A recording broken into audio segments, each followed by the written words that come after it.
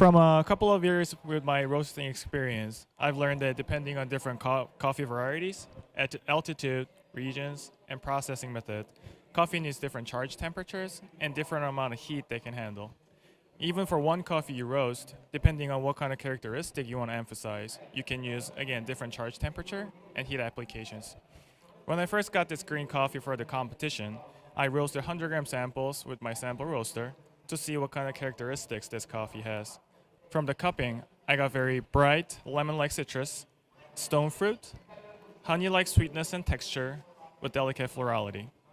With these flavor profiles in mind, I started my first set of batches using different charge temperatures and gas settings.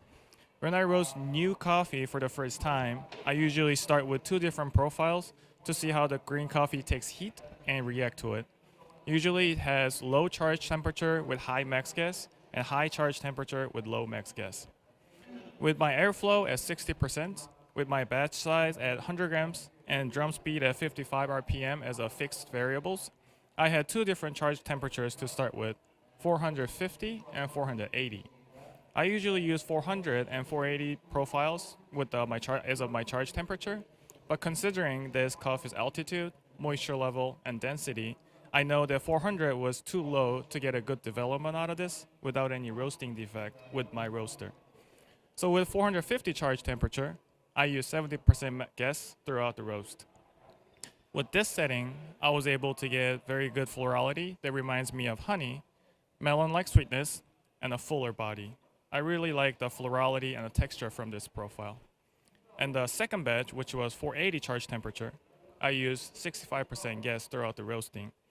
I didn't get as much as of a florality that I got from 450 charge, but there was more fruit sweetness, like apricot, with raw honey like aftertaste.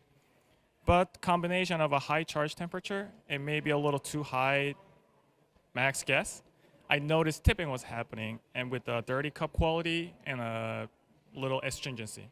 So I decided to lower my max gas to 60% from 65 to avoid tipping. And with the lower max gas, I was able to get cleaner, vibrant acidity like lemon zest and plum-like sweetness. For this competition, what I wanted to emphasize the most from this coffee was fruit sweetness and honey-like texture. So I decided to use my 480 charge temperature profile. Based on previous batch, I wanted to tone down the acidity a little bit to make it more balanced and bring out bigger body. In order to do that, I wanted to get more development out of it.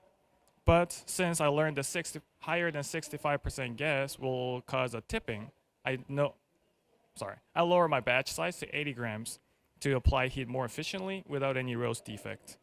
With a lower batch size, I was able to get thicker body out of it, but the acidity was still a little too sharp. So this time, in order to tone down my acidity, I gradually lower the gas after first crack, to lengthen the development time, aiming for the same end temperature. With this setting, I was able to get a minute 10-second drying, 2 minute 20-second mired, and a 1 minute development time. When the coffee is hot, you'll taste blood orange, caramel, raw honey with round body. As it cools, you'll get golden raisin, melon-like sweetness, and a maple syrup with full body. This coffee has medium-high sweetness, medium acidity, with medium-high body. Thank you.